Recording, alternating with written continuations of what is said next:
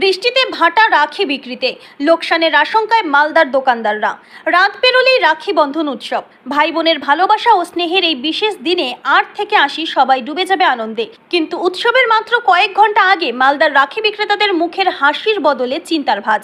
গত কয়েকদিন ধরে টানা বৃষ্টির কারণে ভিড় উধাও বাজার থেকে। সকাল থেকে দোকান খুললেও গ্রাহক নেই বললেই চলে। প্রতিটি দোকানেই সাজানো নানা ডিজাইনের ও দামের রাখি, হাতে বানানো ঝলমলে শিশুদের জন্য কার্টুন থিমের রাখি সবই রয়েছে। কিন্তু ক্রেতার অভাবে বিক্রি আশানুরূপ হচ্ছে না। এক বিক্রেতার কথায়, সারা বছর ধরে এই কয়েকটা দিনের অপেক্ষায় থাকি। আগের বছরগুলিতে রাখি বন্ধনের আগের দিন থেকেই প্রচুর ভিড় হতো, কিন্তু এবছর বৃষ্টির জন্য বিক্রি অর্ধেকেরও কম।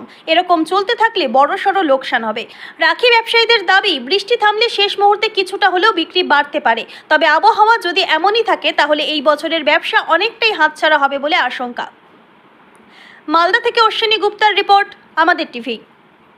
রাখির রেট মোটামুটি কমই আছে। 5 টাকা, 2 টাকা, 10 টাকার মধ্যে আমাদের রাখি আছে। এবার বাজার কিন্তু নর্মালি দেখছি, মানে বাজার খুব একটা ভালো নাই, এই হচ্ছে ব্যাপার। এবার দেখা যাক আজকে কালকে রাখি বেচা কেনার যেটা হবে।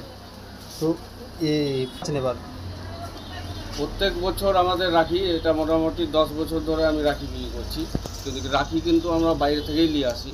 তো রাখির বেচা কিনা আছে, আর যেটা হয় মোটামুটি চলে যায় আমাদের ভালোই। কেমন সারা পাচ্ছেন এবার? সারা ভালোই আছে, মোটামুটি চলবে যেটা আছে। বাজার কেমন এখন রাখির? বাজার ভালো আছে। কেমন কেমন রাখি আছে?